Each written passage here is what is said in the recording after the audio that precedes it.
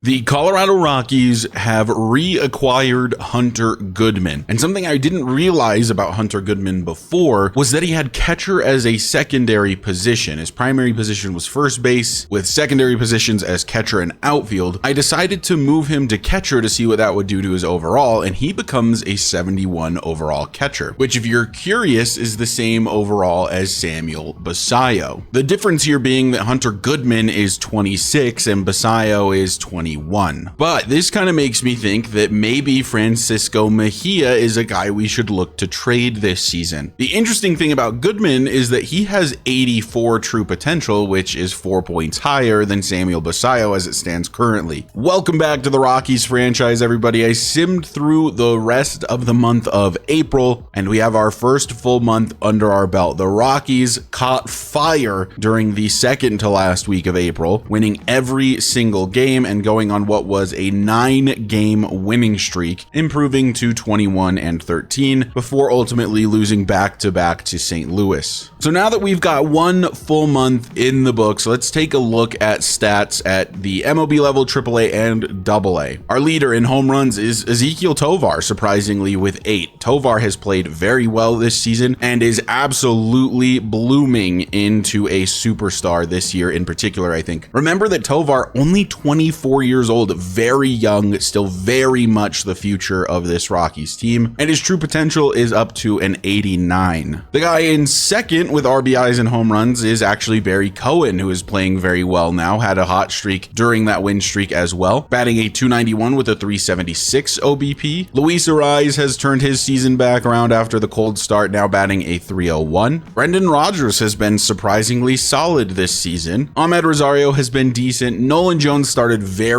cold, but has turned it around a little bit. Brenton Doyle has played at a very respectable level. His defense is so elite that a 254 average, 284 OBP is very good for him. Like, basically, as long as Doyle is batting over a 200, he's pretty worth it to start every single day because he saves so many runs defensively. Verdugo on a bit of a cold spell after starting the year so hot. Here's a guy who plays all the time and is struggling a little bit. That's Samuel Basallo. 224 average, 259 OBP, and only a 601 OPS. And Yanquiel Fernandez, who prior to that win streak was batting a sub 100, is now up to a 200 average and is generally playing much better. Jordan Beck, however, is not playing particularly well and is not getting a lot of playing time in general. I think maybe we consider sending Beck down for this season. With the way the lineup is constructed right now and the fact that we need to win right now, Beck just doesn't get a ton of playing time except against lefties, and he's been struggling so far this year. By the way, you may have noticed Doyle injured. It's just a minor injury, a strained tricep, so he'll be out for a couple days. It'll be Fernandez playing in center during that time. Here's how the starting pitchers are doing. Johan Oviedo has been very good, same with Michael King. Satchel Paige had kind of a rough outing in this most recent start, but has otherwise been very strong. Tied for the lead on the team in strikeouts, despite having probably the worst K/9 rating on the roster. Chase Dolander has been quite good in his 4 starts. He's 3-0 with 1 no decision. Soroka just had an absolutely miserable outing, but was playing very well prior to that. And Jack Flaherty has not played very much at all due to his injury. In terms of WAR, our leader is Michael King with a 0.8. And in terms of FIP, Chase Dolander actually has the best FIP on the team, followed by King and Oviedo. I forgot to mention WAR for the bats, so here it is. Ezequiel Tovar leads the way at a 1.6, completely unsurprising. The only other guys over 1 are Ahmed Rosario and Barry Cohen. Here's how the relief pitchers are doing. Loaizaga has been solid. Minter has not been great, though he hasn't pitched a lot of innings yet. Hunter Harvey's been very good. Jalen Beeks has been very good. Jose Quijada has been incredible, and Caleb Ferguson has been solid. Here's how the AAA team is doing. Ariel Amador is not playing super well. I mean, not horrible. Definitely would want him to be playing a little bit better before we call him up to the majors, though, and I want that to be this season. One guy that's playing very well is Benny Montgomery. He has not had as much playing time as some other guys, but has been killing it, has an over 1.1 OPS. Raimel Tapia just continues to play so well at AAA. Rob Kearns, our first round draft pick from last season, has played fine. I think he had a stretch where he was injured. I'm not sure why he's regressing. That B potential as I recall, is an 87, but he's playing well. 296 average, 432 OBP, 465 slugging, and a 897 OPS. Scott Schreiber has played well. Zach Veen recently pulled a leg muscle, but has been playing pretty good. Eleris Montero has been fine. In fact, his OBP to 372 is quite high considering his average. Roman Anthony has not been great. He's a center fielder that we acquired, I believe, during the offseason. I want to say he was part of the Cal Quantrill trade. And then Hunter Goodman has only been back with the Rockies for about a week now, is not playing well to start, but obviously that's 17 at bats. Give him a little bit more time. As for our starting pitchers, Varland has been pretty good, Criswell pretty good, Rollison pretty good, Manny Nunez very good. Joe Rock has a high ERA but a very good whip. Tyler Scott doesn't actually start, he comes out of the bullpen, and for whatever reason Quinn Priester keeps getting skipped over in the starting rotation. I don't know why this is happening. This feels like a bug. He's very much in the rotation, but I've yet to see him get a start, which doesn't make any sense. As for our relievers, Henry Fong is playing very well, and so is Cody Hoyer. And now here's the AA squad, and this is a guy I want to talk about and I like a lot. Keo Hopkins is bizarrely good. He is a second baseman with C potential. That C potential is 79. His contact ratings are MLB ready contact ratings. He has 72 batting clutch. He has pretty good vision at a 53, considering he's only 62 overall. He's relatively fast. He's just a bad fielder. Dallas Rutledge, who I believe was our second round pick a year ago, playing pretty well so far. No complaints here. Jamison Hanna is playing very, very well, and Braylon Wimmer is playing extremely well. Colton Ledbetter has been okay. Joe Rizzo and Jacob Burke, each over an 1100 OPS. And in the case of Joe Rizzo, a 1200 OPS. The guy only has 26 at bats, but in those 26 at bats, he's been absolutely elite. And then there's Drew Romo batting a 273, which is respectable. I just don't know what to do with Drew Romo anymore. I think he probably just needs to be traded away. Now that we have Hunter Goodman back on the roster, we've got Samuel Basayo, Aiden Bryant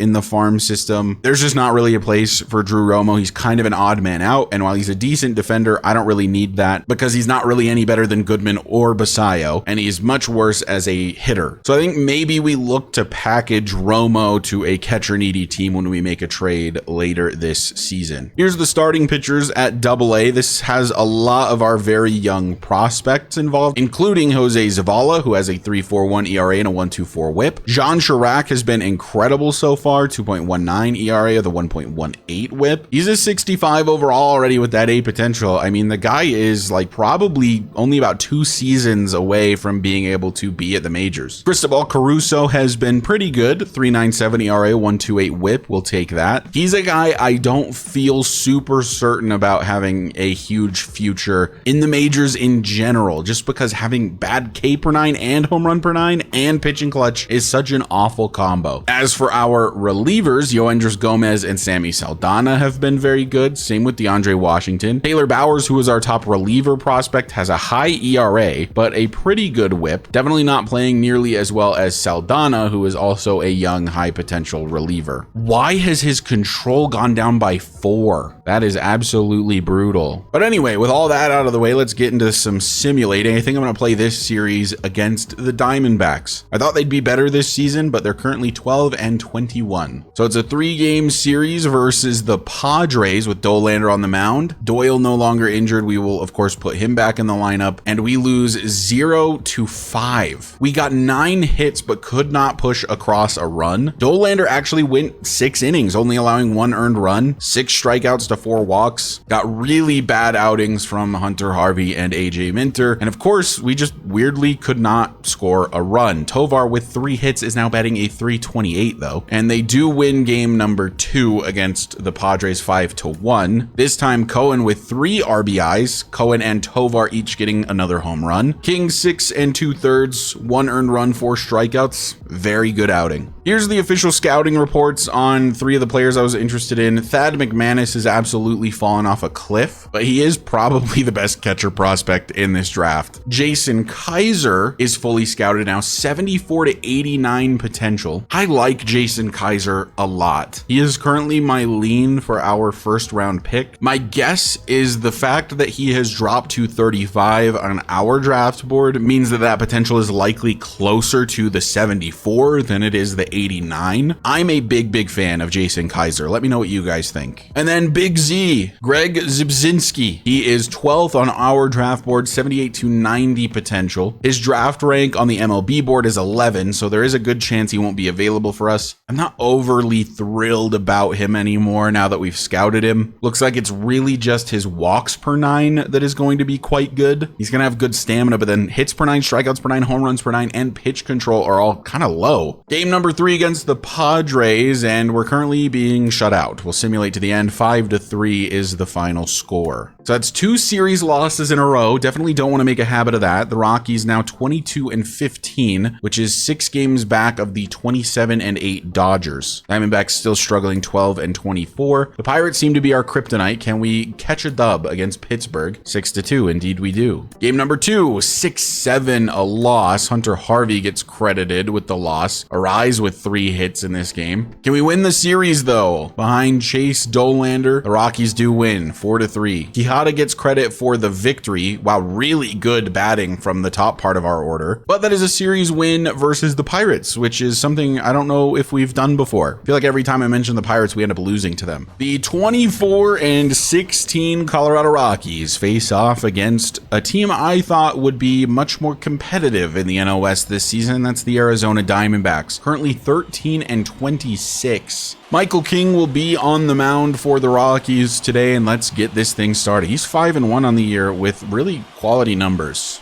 So I know that this Diamondbacks team is playing bad so far this season, but they are definitely not a bad team. So cannot take them lightly. They are going to be a tough out, I think, no matter what, as that is out number 1. Grounder back to Michael King, who wasn't moving immediately after snagging that. Took his sweet time, but gets the out nonetheless. Now it's Corbin Carroll batting a .299. So I don't know what it is about this Diamondbacks team that is so bad. It seems like their top 3 guys are doing relatively well. Grounder up the middle. Rosario has to make the play, and that is out number 3. 1-2-3 go the Diamondbacks in the first. The Rockies will face Bryce Jarvis, who is not having a very good year. 2-5, 6.13 ERA with a 1.61 WHIP and a 10% walk rate. Luis Arise batting just a smidge under 300 leads us off today. Diamondbacks currently 6 games back in the wild card, and that's after only 1 full month of play. Arise, soft grounder onto first, but did make Jarvis throw 7 pitches in the first at-bat of the day, which is not so bad. Brenton Doyle struggling in the last 10 games, 5 for 31, a 161 average. Definitely need to get him back on track. But a 230 average from Doyle, as I've mentioned, is acceptable due to how well he plays in the field. Oh, Jones got a meatball and missed it. Got another meatball and was just a smidge early. This time hits one fairly deep to left. Left fielder still going back, but under it just in front of the warning track. And here is Ezequiel Tovar, a .961 OPS, batting a .327, having a truly incredible year. And I can't say how excited I am about that. Currently 4th in the NL with RBIs with 32. Been a big part of the reason the Rockies are doing so well this season. I said I wanted a breakout year from Barry Cohen, and well, I might be getting that because he's playing very well as well, but it looks like I'm getting a breakout year from Ezequiel Tovar. That will not fall in, however, and that ends the first inning. Grounder gets through, and that'll be the first base hit of the day for the Diamondbacks. I got past a diving Barry Cohen. The thing about Michael King, though, is that he's pretty good at getting people to hit into double plays. There's no way I just predicted that. 5-4-3 double play. I'm telling you, though, the sinker circle change combo Gets a ton of double plays. Grounder back up the middle. King can't handle it. And that'll get all the way through to Doyle in center. And Christian Walker has a base hit as well. Alec Thomas got a circle change that was way too high in the zone. But Nolan Jones tracks it down. And that'll end the top part of the second. Here is Barry Cohen, batting a .301 so far this season. I imagine he's still second to Tovar in home runs with 9.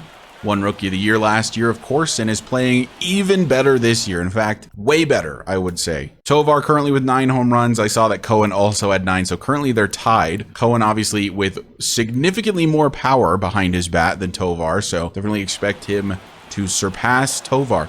Maybe in this at bat, eh?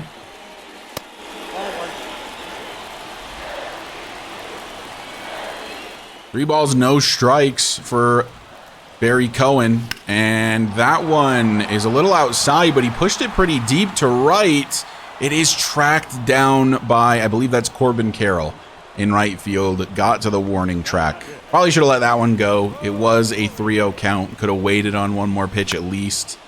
Rosario, first pitch swinging, goes foul.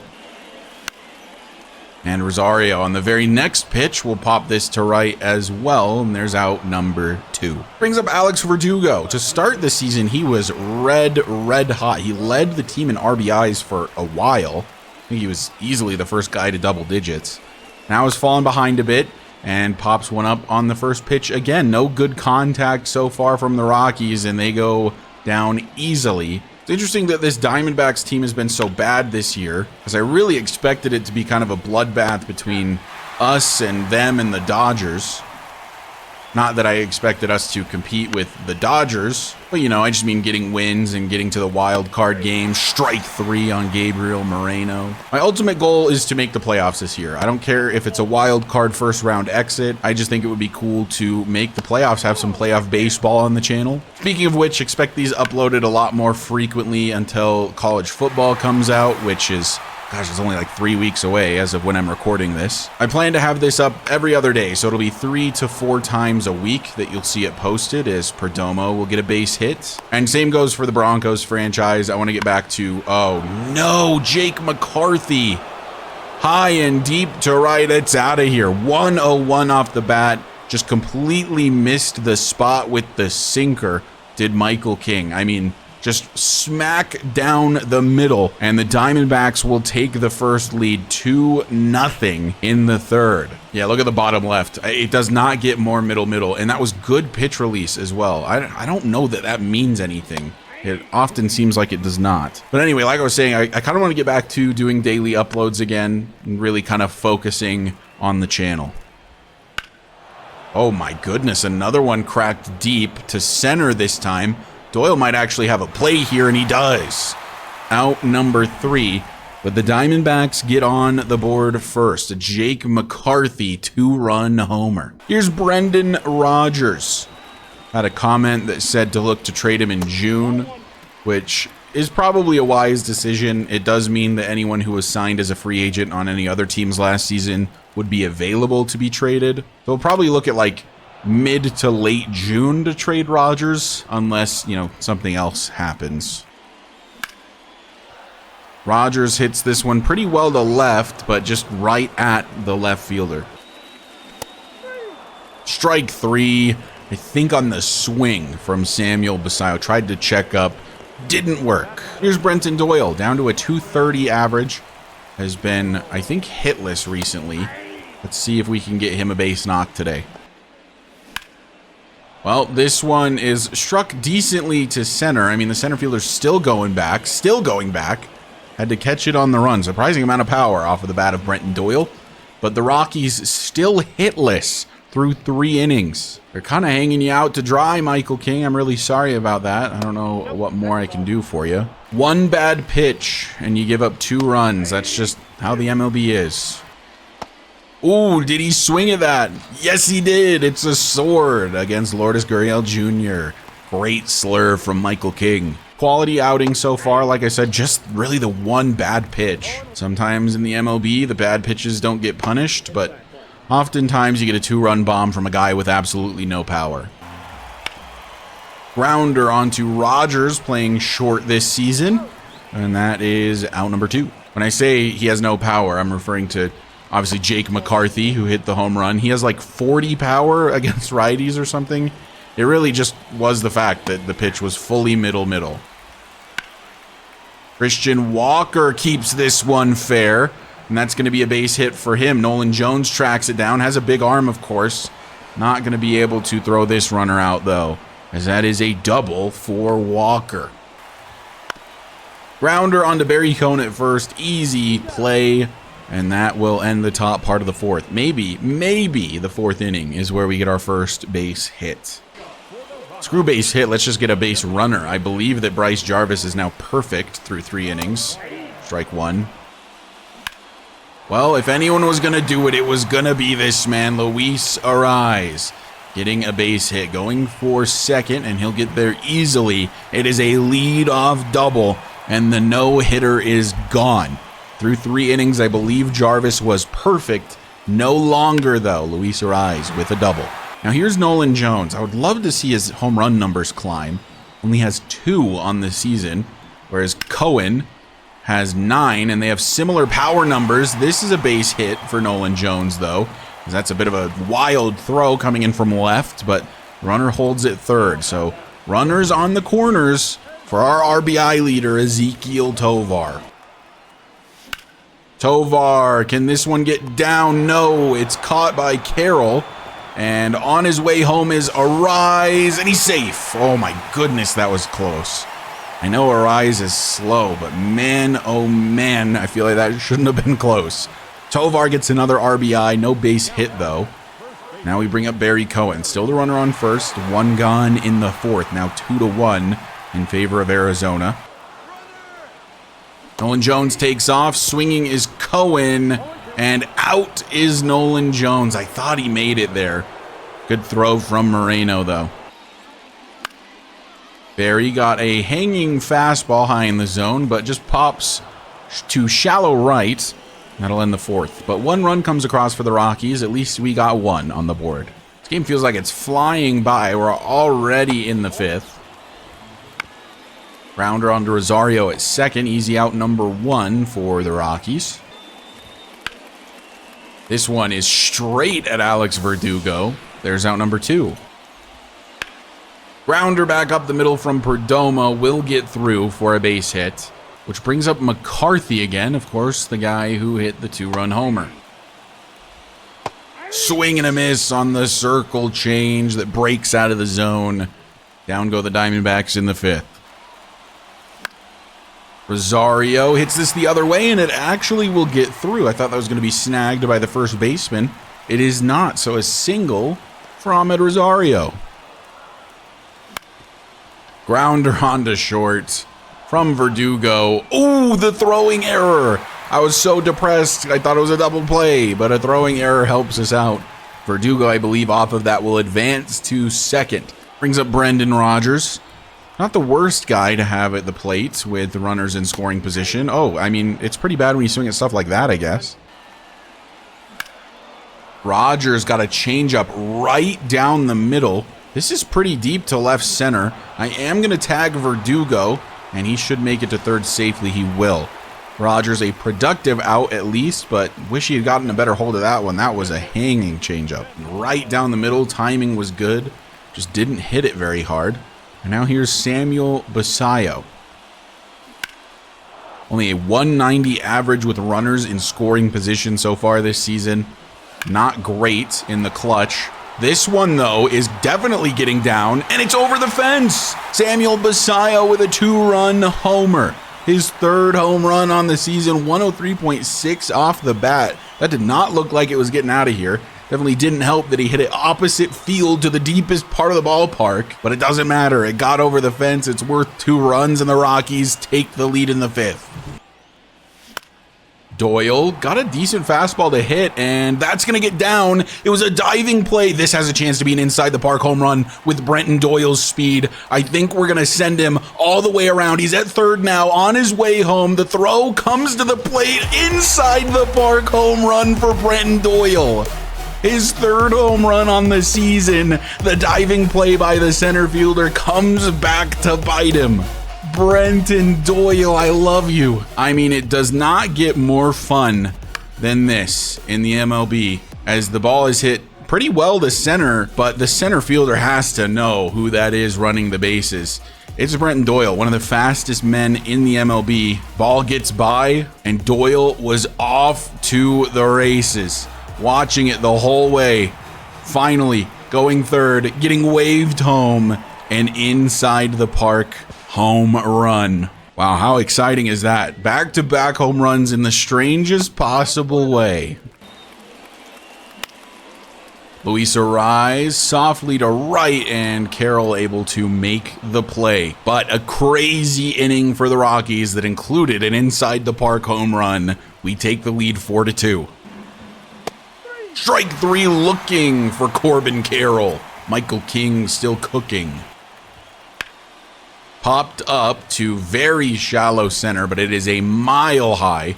So Doyle, no problem getting underneath this one, out number 2. Ball 4 to Ketel Marte.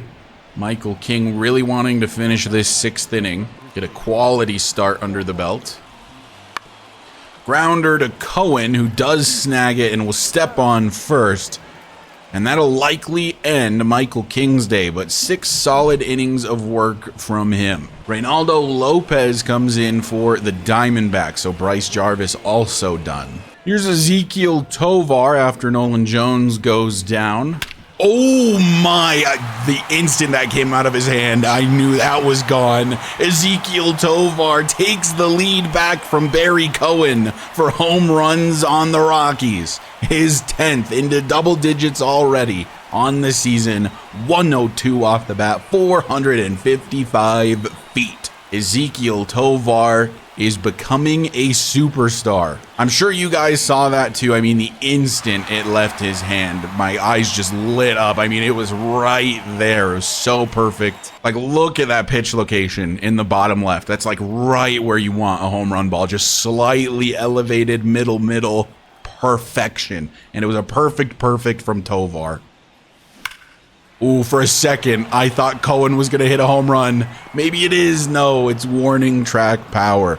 I thought for just a split second, Cohen didn't want to be outdone. And Jose Quijada will take over for Michael King. We probably could have let King go a little bit longer, but I've played that game a little too many times before, refusing to take guys out. Let's not make that mistake here. Grounder back up the middle. Rosario makes the grab and makes the play. Nice throw by Ahmed Rosario. Grounder to third. Should be a relatively easy play for Tovar, and it is. Out number 2 here in the 7th. Grounder to short. Rogers long throw. Not a big arm. He's safe. McKinstry makes it there. I swear my players do not charge the ball when fielding. Cohen will snag that one out of the air, and that'll end the top part of the 7th. Chris Rodriguez comes in for the Snakes now. 5.13 ERA, 40.1 innings pitched. He immediately, on his very first pitch, beans Alex Verdugo. Not what you want to see if you're a Diamondbacks fan, I guess. We kind of like it as the Rockies. Rogers is going to ground into a double play, and this time, no throwing error. 2 down for the Rockies. Here's Samuel Basayo, who, of course, had the 2-run shot in the 5th, I believe, is when we took the lead. Kind of overshadowed by the inside the Parker that happened immediately following. He might be out here. Yeah, he's getting under that. Out number 3. That'll end the 7th. We'll let Quijada continue for now, for probably just the next 2 batters. I cannot believe that the Angels let Jose Quijada hit waivers. Like, that is insane to me. He's been so good for us. And, like, why would they do it? He's only 30, 74 overall. You know, he's got low walks per 9, but otherwise is a very solid reliever. And he's been absolutely incredible for us. So, I mean, thank you to the LA Angels, but, like, why did you let this guy go? That's crazy. There's no way you let a reliever this good go on waivers. because you know he's going to get snagged. Speaking of which, I think Justin Lawrence got snagged off of waivers for us. If you recall, Justin Lawrence was our closer in season number 1, relegated to a reliever in season number 2, and here in season number 3 was kind of the odd man out after we added Quijada, so sent him to AAA, but he had to pass through waivers, and that didn't work out very well. Actually, what it was is I had to remove him from the 40-man to add somebody else, and I think he got snagged. Also, what was that slider strike call? I mean, I'll take it. Thank you very much. Softly grounded to Rogers at short, and that is the final out of the inning. Can the Rockies add any more runs before we head to the top part of the 9th? Currently got Helsley warming up. He'll be on for a save, assuming no more runs are scored, but if one more is, then he won't be. Doyle, could he get a second inside the park home run? That'd be pretty crazy. 3-0 count to Brenton Doyle. Could just reach base on a walk, potentially. Ooh. Really good sinker from Rodriguez. Can't be too upset there. Didn't want to give, though. That's way high, so Doyle will reach. See, if Doyle can get on base and hit inside the park home runs, he can play, for sure. Luis Arraez at the plate. Arraez hits one pretty well to left, but definitely going to be an out. Doyle has to go back to first. Doyle is taking off for second. He should be well safe, and he is. Doyle is trying to steal third. Not even close. I am not the one who sent him. That was the automatic base running. Sometimes I will override it, but man, yeah, that wasn't close. There's really no point in stealing there. With Doyle's speed, he can score from second on basically any base hit from Nolan Jones, but you know, it is what it is. That's kind of why I like having the auto base running on, is because it makes stupid mistakes that you see in real life. Not that I wouldn't make stupid mistakes, I'm sure I would from time to time. Plus, it's cool to have the auto base running. It kind of makes it feel like the player is making the decisions as well. And I can override it at any time, as Jones will walk to first. Nolan Jones trying to steal second. And he is safe. That was very close. Gabriel Moreno does have a very good arm. It's not super strong, but it's very accurate. So it makes sense why these plays keep ending up being close. Okay, Nolan, do not try to steal third. We don't need you to. You're in scoring position now for our best player. See you later. Ezequiel Tovar goes yard twice in the same game. My goodness, what is Ezequiel Tovar on this season? He's playing out of his mind. At a borderline MVP level, that's his 11th home run on the season, his second on the night, and now the Rockies find themselves up by 5. It's 7-2 in the bottom of the 8th. He does not have insane power. It's low 50s power against righties and against lefties, yet he leads the team in home runs with 11. Barry, you're falling behind. You've only got 9. You need to catch up. Soft grounder onto short immediately after I say that. That's so funny. Well, it was going to be Helsley for a save, no longer necessary, so we'll bring out Hunter Harvey, who has been okay so far this season. Faces Ketel Marte to start the top of the 9th, ball 1. Strike 3 swinging for Marte, first out of the 9th. 2 outs away from a victory for the Rockies. After being no hit through the first 3 innings, I was not expecting to score as many runs as we did. Christian Walker will hit this to right. No reason to dive there. Don't need to risk anything. Nolan Jones will pick that one up. It's a base hit for Walker, so, you know, a little bit of hope for the Snakes. Swing and a miss on the 12-6 curve. The 0-2 pitch on its way. Swings at the splitter that is a mile outside of the zone. Down goes Alec Thomas. And now it's all up to Gabriel Moreno. Obviously not even close to having the tying runner at the plate. Need the bases loaded +1. And that's a nasty swing. Swing and a miss on the slider. Hunter Harvey's stuff is working so far today, and he does get the soft grounder onto Rosario. We'll do the force at second, and that'll end the game. The Rockies win 7-2. The pitching from the Snakes was perfect through the first 3 innings. I didn't have a whole lot of hope for a lot of offense today. Got some of it back, and then even more from Ezequiel Tovar, who has hit 2 home runs today. What an absolute animal. Player of the game ends up being Tovar, absolutely deserved, had 4 RBIs. The only guy with multiple hits today, both of which were home runs, now batting a .333. I figured Tovar batting third would help him, but I did not envision it helping him this much. The dude is truly playing at an MVP caliber level. And we also got a good outing from Michael King, 6 innings, only the 2 earned runs, really only threw 1 bad pitch all day. It just happened to get punished for a home run. Quijada came in, gave us 2 good innings pitched, and Hunter Harvey with the 1 inning pitched with 2 strikeouts at the end of the game. Welcome to game number 2, everybody. Today we'll be doing a player lock with Nolan Jones, because we really need to get that guy back on track. A lot of other players are playing very, very well. Nolan Jones is easily the best player on the team in terms of his attributes and his overall, but he's playing like maybe the 5th or 6th best player on the team as of late. He's not playing horrendously, but it's definitely not up to his standards, so I'd love to get him back on track if we can. It's Johan Oviedo on the mound. Let's see how things go in game number 2 against the Diamondbacks. Bottom of the first, 0-0. Looks like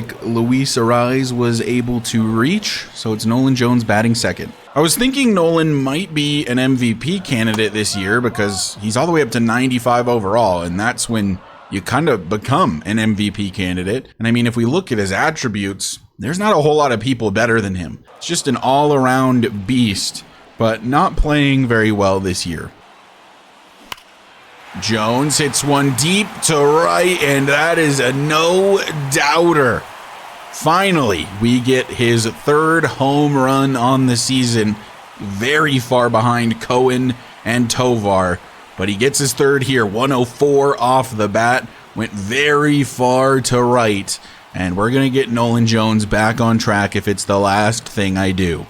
Now 3-0 Colorado as Jones comes back up to bat in the bottom of the 3rd. Ooh, wow, that circle change really caught me off guard. I read a comment last season about potentially trading Nolan Jones for like an absolutely massive haul. Why is this one gonna get out of here too? That's pretty deep to left. It is! It's 2 home runs for Nolan Jones in the player lock game. Wow, okay, talk about getting him back on track. I was cool with just the 1 home run on the day. We get a 2nd one. His 4th on the season now. And now we're to the bottom of the 5th. Can Jones go 3 for 3 with home runs? What do you guys think about the prospect of trading Nolan Jones? It obviously would not be this year. There's no way, right? There's no way that's another one. No, not nearly deep enough on this one. It was a good one to hit again, though. For perspective, Jones is 27, and he does become a free agent after this season. So we are going to have to sign him to an extension if we do want to keep him around, which I very much do. Only 27, 94 overall, obviously elite. But I could see a trade happening in the future. We, of course, are very, very deep in the outfield, and if we're super needy elsewhere, then, you know, maybe we do trade Nolan Jones. But I think for now, he's in it for the long haul. I would say for at least the foreseeable future, unless you guys in the comments can present to me a trade that you think makes a lot of sense, or a reason to trade Nolan that makes a lot of sense. 4-1 in the bottom of the 7th. Got a really good outing out of Oviedo, I guess, as Nolan Jones gonna ground this to short. Will this be good enough for a base hit? It is. So a 3 for 4 day for Nolan Jones. I was happy with 1. We've got 3. 2 of them were home runs. Not so bad. 0 for 3 on the day so far for Tovar, though. Not playing particularly well today, at least. He's obviously been elite this season, batting a .327. And that is right at the first baseman, and Nolan Jones gets doubled up. Oh, it's our first time out in the field. It's 5-1 now. Oviedo is still on the mound in the top of the 8th. This will be his 99th pitch. He does have very, very good stamina, so I'm not exactly shocked to see him going so deep into a game. The Rockies get away with a victory. The Diamondbacks score 1 more, so 5-2, and we go up 2-0 in the series. So we've already won the series heading into the 3rd game. Really great outing from Nolan Jones. Very much what I wanted. I wanted to get him on track during this player lock game.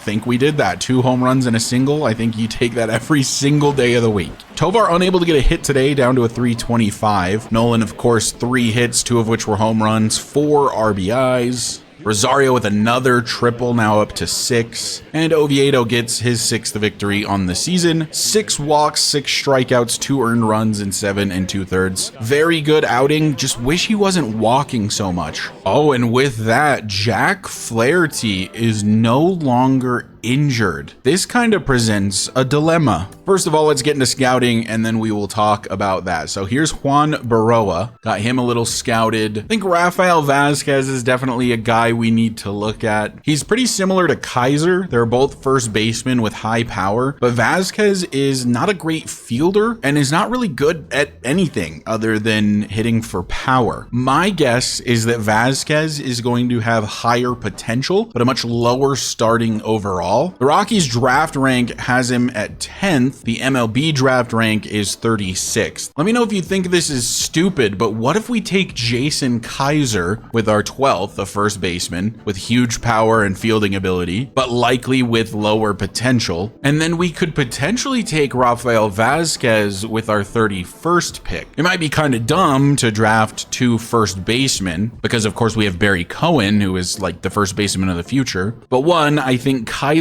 in particular could be the actual fielding first baseman or potentially play elsewhere, whereas Vazquez feels very, very designated hitter-like to me, where he is just a guy with a huge amount of power you have in the lineup strictly to hit home runs. The one thing that would make me more interested in Vazquez is if he had super high discipline as well, very like Kyle Schwarber, walks a lot, gets on base a ton, and hits bombs. So think of it less as me drafting first baseman and more like we're drafting for power, because we severely lack power hitters on this team, including the prospects. I wish we were drafting a little higher because I do like Roberto Cortez quite a bit. And you know, crazier things have happened. Barry Cohen fell to me, so who knows, Cortez could as well. Just looks like he's going to be a quality player pretty much immediately. I'm going to go ahead and get him scouted this week. After 2 victories against the Diamondbacks, the Rockies are 26-16, 4.5 games back of the now 30-11 LA Dodgers, who are still playing absolutely incredibly. Let's take a look around the league. The Cardinals are 27-13, and the Central in general is not good other than that. The NL East is the Phillies and the Braves, no surprise there. Looks like the Nats aren't bad this year. And in the NL Wild Card, we lead the way at 26-16, followed by the Braves and the Nationals. In the AL East, the Yankees are 28-11, the Red Sox and the Blue Jays 5.5 and 6 games behind respectively. The Orioles off to a horrendous start despite having a pretty good team. Could see them being sellers at the halfway point of the season. We'll see. Twins are 28-13, leading the AL Central. Similar to the NL Central, they are the only good team in their division, it appears. But look at the White Sox starting to build up a roster a little bit. They, of course, have been very, very bad through this entire series, now sitting around 500. Astros, Angels, and Rangers, and honestly, even the Mariners are kind of deadlocked in the AL West. The Athletics are only 7 games back, so not out of it by any means. Kind of surprising from the Angels considering they are ranked the 24th best team in the majors. Astros are 12th, Rangers 8th, and Mariners 6th. This division is anyone's for the taking. I do expect the Angels to fall off though. So what do we do? Jack Flaherty is back. Soroka is really the only starting pitcher that I feel like has played bad recently. And Page has played well as a starter, and he always sims so well. He just has terrible potential, being I think only 74, maybe it is 75, and he's regressing due to it. So he's just not going to get better than he is right now. I'm half tempted to just not change the lineup at all and maybe just trade Flaherty away. We do have him on contract through next season as well. The Rangers could really use a quality starter. Their best starter currently is DeGrom, who is a 78, so Flaherty would be their best starting pitcher. Flaherty hasn't played particularly well for us. His first 4 innings of the season were really good, but obviously take that with a grain of salt. Otherwise, he's been consistently a high 4s ERA guy with a 1.59 whip. Like, look at these numbers in the last 3 seasons. So consistent. So here are the trade suggestions for the Rangers. A relief pitcher with Brock Burke and a closing pitcher with a potential that's only 21 in Mason Fidrich. The other one is Davis Wenzel, a third baseman, and Zach Kent. I'm not nearly as interested in that one. Brock Burke is their third best reliever. I'm not overly fond of his stats, but he's okay for sure. It's another lefty, and we're pretty loaded up with lefty relievers at this point. I don't know that I necessarily want him, but I'm very interested in Mason. I think instead of Brock Burke, I want Jeffrey Snyder, a relief pitcher they have in their farm system. He's only got C potential, but he's a 63 overall, and I really like his attributes. Got high velo, his control is already at 50, high K per 9 and hit per 9. Feels very much like what you'd want out of a Rockies relief pitcher. Our bullpen currently is quite old, so I like the idea of it getting younger in the future with these guys. We do lose out on a quality starting pitcher, but the way the team is playing right now, I just don't want to change anything. Plus, there's so many starting pitching prospects on this team that we need to clear up some room anyway, and if Page or Dolander were to get hurt, we have Priester waiting for his chance anyway. Let me know what you think of this trade, but I'm gonna do it. Mason Fidrich, a closing pitcher, and Jeffrey Snyder, a very young reliever, for Jack Flaherty, a starting pitcher that is very much gonna help out the Rangers rotation. Deal is done. In hindsight, I think that we probably didn't technically get enough in return, but I'm trying to lean more into how a player is actually playing, because obviously in a real life trade, you don't have an overall, you don't have attributes to look at. You have stats, and Flaherty over the past 3 and even 4 years has been just consistently mid to below average as a player. He's 30 years old, and even though he's got the high potential and will probably develop for a couple more years, I don't think he's actually worth all that much as a player currently. I didn't personally value him that high, which is why I was okay taking a couple of young, talented relievers in his place. Jeffrey Snyder's actual potential is 78, and I am genuinely a fan of what his attributes look like. These are not bad at all. And that also gives us another closing pitcher potentially. It'll kind of be between him and Taylor Bowers on who actually becomes the future closing pitcher of this team. Currently, I think the lean is to Bowers, although Fidrich does have the insane K per 9. So that means for now, Satchel Paige is going to retain his starting spot. If he starts to play poorly, I think we'll move him to the bullpen and move Priester up to be a starter. I think Priester really needs to get his chance sooner rather than later, being that he is now 25. Speaking of relievers though, I know this is Jordan Beck, he's a right fielder, but bear with me. He's pretty much the only player on this team still playing poorly, and he's not getting a great amount of playing time right now. I think that we don't really need him at the majors at the moment. As a matter of fact, here is what we're going to do. Jordan Beck still has some minor league options. I think he needs to go to AAA and hang out down there for a while, get some more development, get some more playing time. He's definitely a huge part of the future of this team. At the moment, he's playing poorly and not getting really any playing time. I think he should be down at AAA. Left fielders, Fernandez not playing well either. I'm going to send him to AAA as well. That uses his final minor league option, so he will for sure be at the majors next season. That wasn't really ever in doubt though. And I'm going to call up Hunter Goodman. He's going to get his opportunity. He's a bit older than the other two. He can play the outfield, he can play first, he can play catcher. I think Hunter Goodman should get his chance. And you might be thinking, there's still one roster spot available. Where is that going to go? I want another righty reliever, and that 8th reliever is going to be Henry Fong. He's got elite K per 9. I think he should be at the majors. When he was at the majors last season, he played pretty well, and he's having a good year to start at AAA. So Henry Fong, welcome back to the MLB team. And now, honestly, we're a little too crowded in the outfield at AAA. I'm going to send Roman Anthony to AA. He hasn't been playing well at AAA anyway, and this way I can play Beck, Veen, and Fernandez in the outfield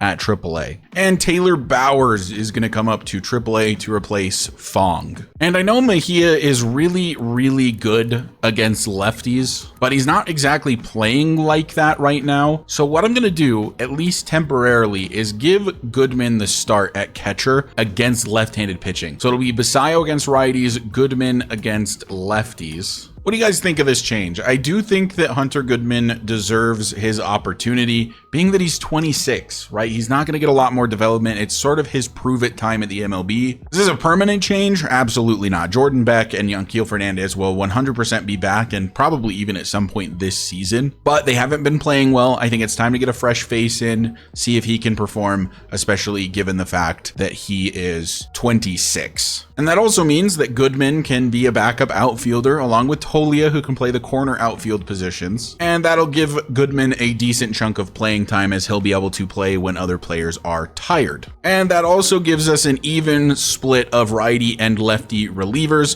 We were one too heavy on lefties before, so I much prefer this balance. So let me know what you think of that trade. Does it make sense? Am I an idiot? What do you think of the roster changes? Do they make sense, or am I an idiot? Normally, I would play this final game of the series, but we've gone through so much this episode, I'm going to go ahead and sim the final game against Arizona. And we do end up losing another Mike Soroka start that did not go very well. 4 innings pitched, 6 earned runs, 4 walks, 3 strikeouts. And the hitting was actually decent. Looks like Tovar got the day off, but 3 hits from Barry Cohen, including a home run, had 3 RBIs. He's batting a .306. Luis Arraez batting a .303. Nolan Jones 0 for 5, struck out 3 times. He is struggling this year. And the last thing I will mention before I end the episode is that at AAA, Louis Varland is currently listed as the #1 pitcher in the starting rotation. Quinn Priester listed as #2. The reason I bring that up is because if we look at the AAA calendar, Varland got this start against OKC and got a victory, right? He started, he pitched 7 innings. So the very next game should be Priester. Well, it's Hoyer that ended up with the win, but the person who actually started was Ryan Rollison. So for whatever reason, Priester is just getting skipped in the lineup.